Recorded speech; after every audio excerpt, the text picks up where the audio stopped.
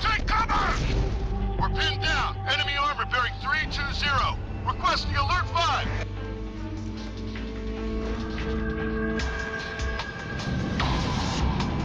Captain Mitchell, this is Jester. FAC's got us on a north-south line. Weapons release in 2 seconds. Roger that. She's lit up for you. Acknowledge.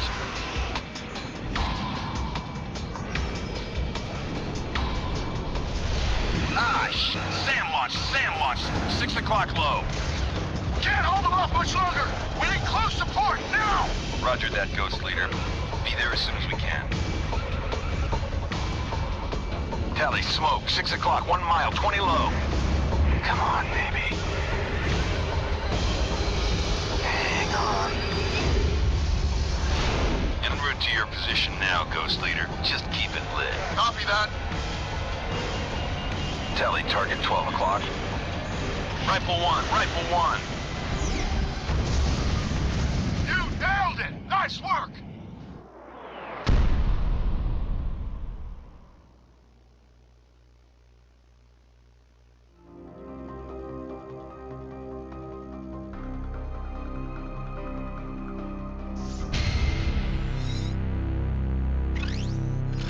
Welcome to your new life, David.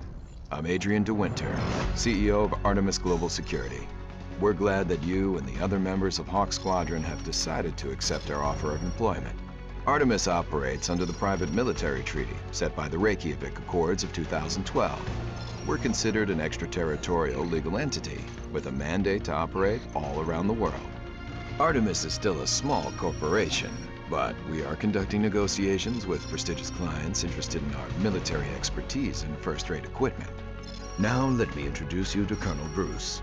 He'll be your direct operations supervisor and make sure you get all the information you need. Hello, Crenshaw. I'm Colonel Bruce, Artemis's flight operations supervisor. I'm sure you and I will work very well together, if you're as good as you claim to be. I'm temporarily assigning you command of your former squadron. We'll decide after the mission if you get to keep that position permanently. For your first mission, I'm sending you to the Middle East. We've been contracted by a client in the Persian Gulf to ensure the security of its oil industry assets. Your mission is to protect the refinery complex at Al Hudn from possible attack by one of our client's many enemies. We're expecting great things from you and your men, Crenshaw. Don't disappoint us.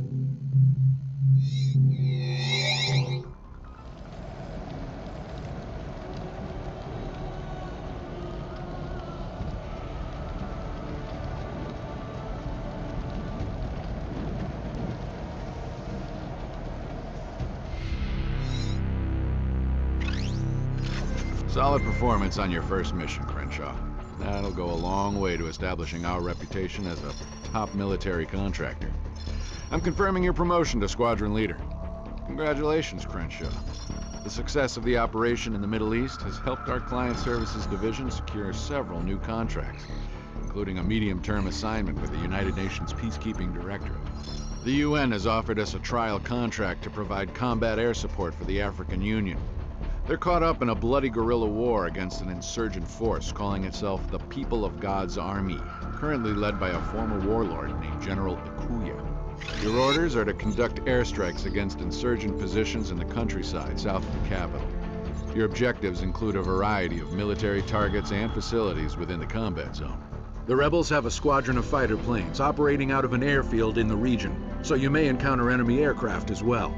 This is the first time we'll be operating on behalf of the United Nations, and it's a fantastic opportunity for our company. If there are no questions, you're dismissed. Good luck and good hunting.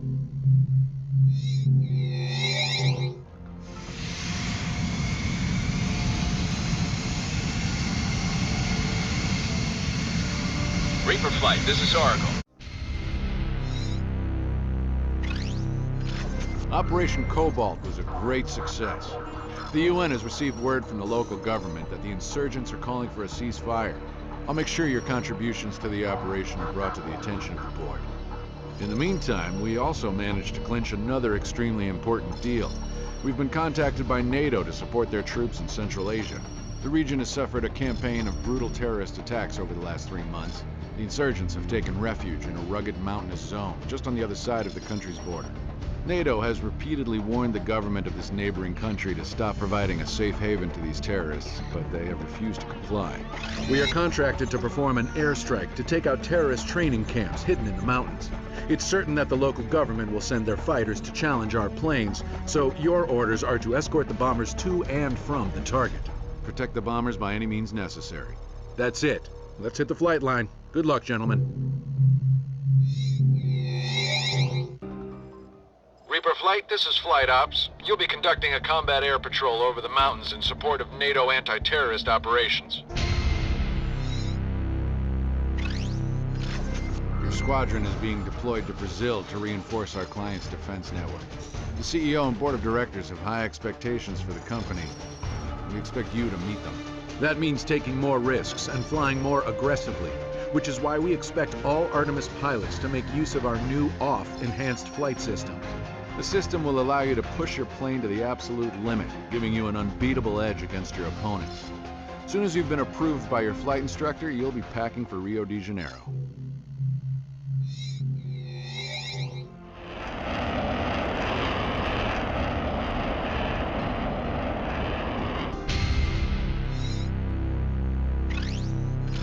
Glad to see you got your certification, Crenshaw. If a maverick like you can do it, the other pilots should have no trouble at all. Welcome to Rio. Over the last few months, hostilities have escalated between Brazil and Las Trinidad, a nationalist anti-US alliance that governs the countries along Brazil's northern border. Tensions have reached a peak in the last couple of weeks, and both sides have placed their forces on full alert. War could break out at any time. This is a golden opportunity for our company. The company's stock has nearly doubled on expectations that we will take the lead in combat operations against Las Trinidad. According to the terms of our contract, the increase in combat pay and performance bonuses could mean hundreds of millions of dollars in additional profits. Crenshaw, your squadron is a key element in Rio's air defense network. Protect the city with your lives. Good luck and good hunting, Crenshaw. Be prepared for anything.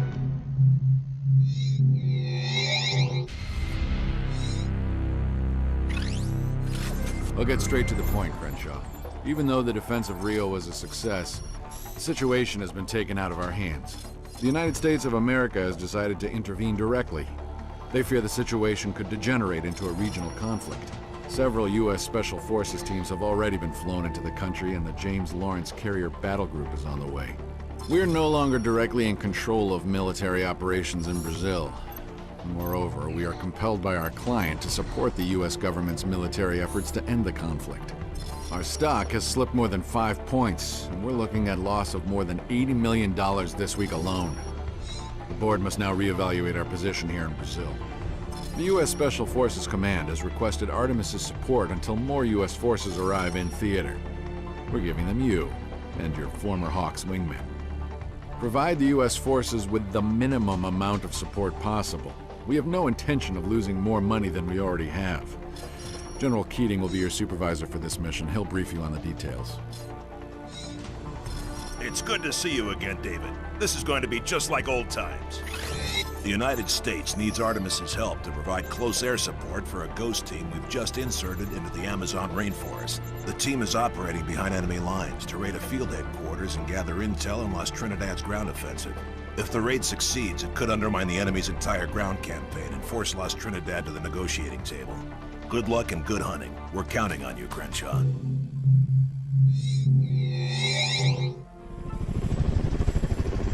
Reaper Flight, this is Oracle. I have you on my scopes at 330, cleared hot into the northern I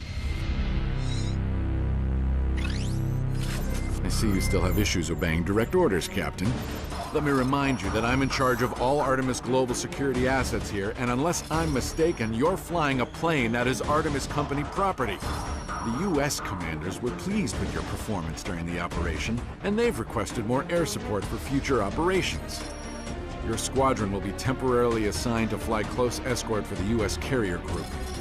Make sure you stay close to their ships. A U.S. Navy officer will brief you on your assignment. Enjoy your flight. Here's the situation, Captain. After we captured Las Trinidad's battle plans at their field headquarters, the enemy halted their ground offensive just like we hoped. But our reconnaissance satellites have detected a large enemy fleet leaving Las Trinidad waters and moving south. We've been tracking them ever since, and the James Lawrence Battle Group is moving to intercept. Artemis has assigned you and your wingmen to provide additional air support for the coming battle. We requested assistance from their naval units as well, but we were told that no ships were available. You and your pilots are going to be assigned to fleet protection during the offensive. I want your flight to maintain a combat air patrol in the vicinity of the James Lawrence Battle Group until further notice. Are there any questions? No? Then report to your planes, gentlemen, and good luck.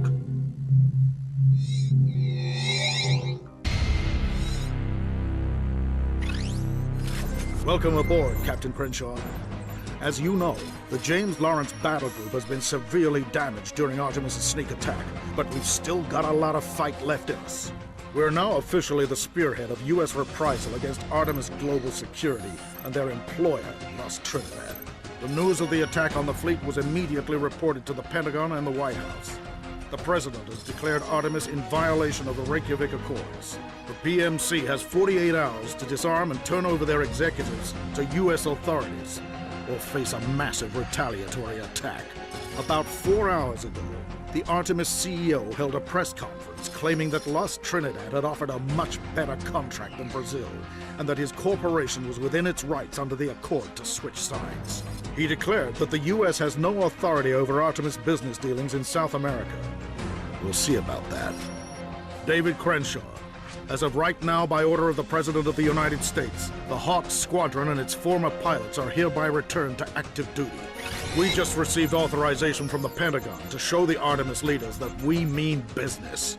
We're gonna penetrate Las Trinidad's air defense network in the Caribbean and launch a massive airstrike on their operations center. You and your men are going to lead it.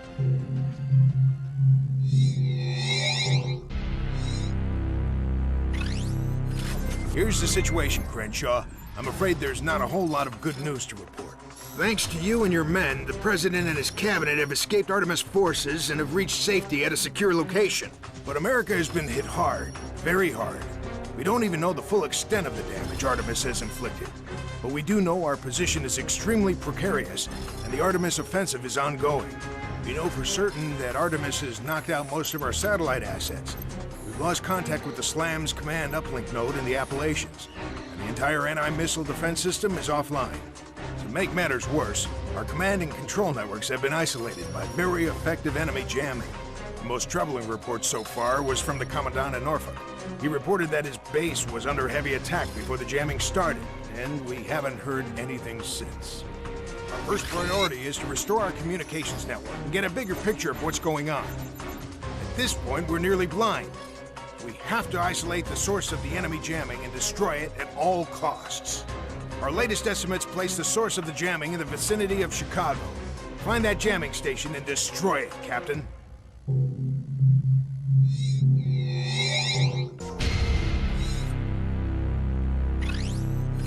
Time is of the essence, Major. So let me get right to the point. Artemis Global Security has launched a massive assault on the United States. Artemis air and ground units have knocked out our satellite systems, seized major U.S. cities, and attempted to capture the President and his cabinet. We've received word that a small U.S. force has won a major victory at Chicago, but the situation at home remains desperate. The Joint Chiefs have ordered all military forces abroad to return to the U.S. immediately and provide support. The Andrew Jackson Carrier Battle Group has been in Tokyo Bay for the last 48 hours, taking on supplies for a high-speed transit back to the States. The Japanese government has given us their full support to complete our resupply in record time, and we're all grateful for their support. Your orders are to pick up a number of replacement planes at Atsugi Naval Air Facility and return to the carrier as soon as possible. The Admiral wants to get underway as soon as the last supplies are aboard. It's possible that Artemis may try to prevent our return to U.S. waters. Our intelligence assets inform us that the corporation's Pacific Fleet terminated its contract in Southeast Asia and left port several days ago. The Japanese self-defense forces are on full alert and will give us early warning in case Artemis attempts to violate their territorial waters. That's all we know at this point, Major. Suit up and report to the flight deck. We've got work to do.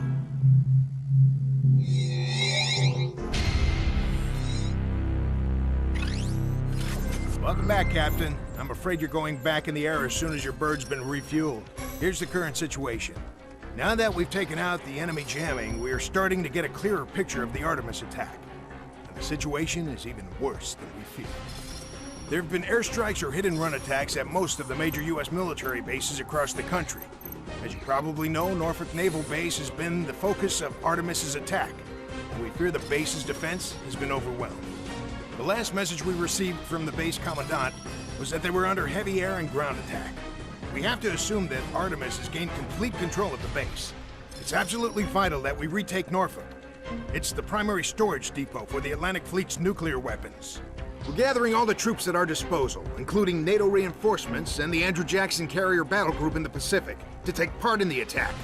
Norfolk's defenses are extensive and include highly advanced surface-to-air missile systems. You're going to have to perform a series of difficult and dangerous airstrikes to disable the coastal defense network, so the amphibious assault team can make their landing. Once the Marines hit the beach, you'll need to provide close air support for the assault teams until they reach their objectives.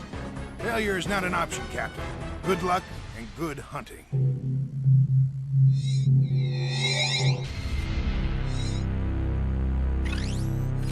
Captain, we don't have much time, so I'll get right to the briefing. Half an hour ago, the Pentagon received this. Mr. President, we offered you the chance to put an end to this crisis, but you refused to listen. Now I'm afraid I must insist. You know by now that we have acquired several tactical nuclear weapons. I will give you 24 hours to surrender unconditionally, or a major U.S. city would be destroyed. You only have yourself to blame for this, Mr. President. I hope you will choose to see reason at this point. The President has ordered us to make the most of the time we have left to put an end to the Artemis threat. Otherwise, he will have no choice but to surrender to their demands. We must regain control of the space, land, and air-based missile shield. The SLAMS has been designed to protect the U.S. mainland from ballistic missiles and cruise missiles, and is comprised of an integrated network of satellite-based lasers and ground-based missile batteries. The system is controlled by radar centers, called uplinks, sited at strategic locations all over the country. The first step in regaining control of SLAMS is restoring the uplink radar network, which is coordinated by the command uplink node located in the Appalachian Mountains. Fortunately, Artemis has captured the facility. We believe Artemis commandos seized the facility to shut down a section of the uplink radar network, then launched an EMP warhead into the upper atmosphere. The EMP pulse knocked out several of our satellites, including the SLAM's laser platforms. We're sending in a Ghost recon team to retake the facility. Captain, your orders are to infiltrate the base defense network and open a way for the Ghosts to recapture the command uplink node.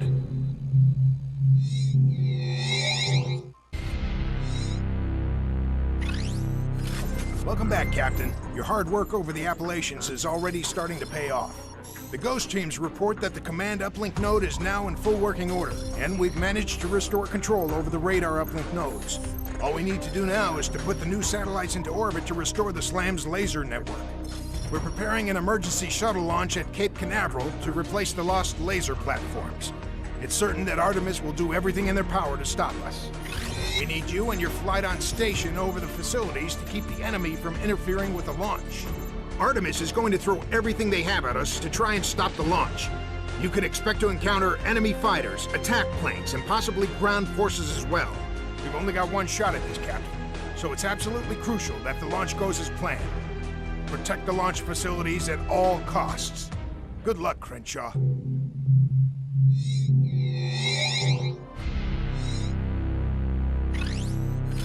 Captain Crenshaw, I wish I could say otherwise, but you've got another tough job ahead of you.